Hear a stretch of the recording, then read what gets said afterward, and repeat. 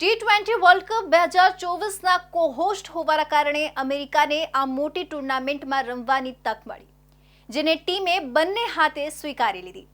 ભારતીય મૂળના મોનાંક પટેલની આગેવાની હેઠળની અમેરિકન ટીમે પહેલા કેનેડાને હરાવ્યું હતું, પરંતુ પટેલની ટીમે પાકિસ્તાન જેવી મોટી ટીમને પણ હરાવતા સમગ્ર ક્રિકેટ જગતને આશ્ચર્ય થયું હતું. આ પછી દરેક જગ્યાએ અમેરિકન ટીમની ચર્ચા થઈ રહી છે.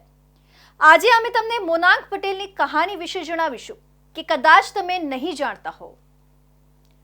અમેરિકાના કેપ્ટન મોનાંક પટેલનો જન્મ અમદાવાદમાં થયો હતો.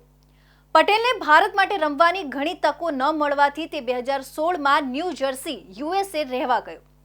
જોકે તે સમયે પટેલ પાસે આવકનો કોઈ સ્ત્રોત ન હતો, તેથી તેણે ત્યાં એક ચાઇનીઝ રેસ્ટોરન્ટ ખોલ્યું અને તેનું નામ તેરિયાકી મેડનેસ રાખ્યું.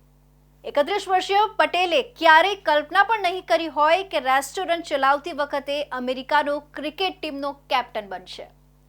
આ વર્લ્ડ કપમાં તેના પ્રદર્શન પર એક નજર કરીએ તો કેનેડા સામેની પ્રથમ મેચમાં તે કંઈક ખાસ બતાવી શક્યો ન હતો. પટેલ માત્ર 16 રન બનાવીને પેવેલિયન પરત ફર્યો હતો.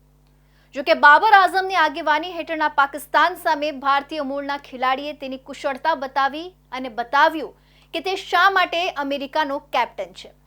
જમણા હાથના બેટ્સમેને 38 બોલમાં 50 રનની ઇનિંગ રમી અને ટીમની જીતમાં મહત્વનું યોગદાન આપ્યું. ભારત છોડીને અમેરિકા અને પછી ત્યાં સ્થાયી થયા. તે જ સમયે પટેલ દ્વારા ક્રિકેટ પર ધ્યાન કેન્દ્રિત કરવા માટે જે પ્રકારની ઈચ્છાશક્તિ દર્શાવવામાં આવી છે તે ખરેખર આવનારા ખેલાડીઓ માટે ખૂબ જ પ્રેરણાદાયક છે. એક ગુજરાતી તરીકે ગુજરાતનો યુવાન અમેરિકન ક્રિકેટ ટીમનો કેપ્ટન બનીને પ્રતિનિધિત્વ કરે એ ખૂબ ગૌરવ લેવાની વાત છે.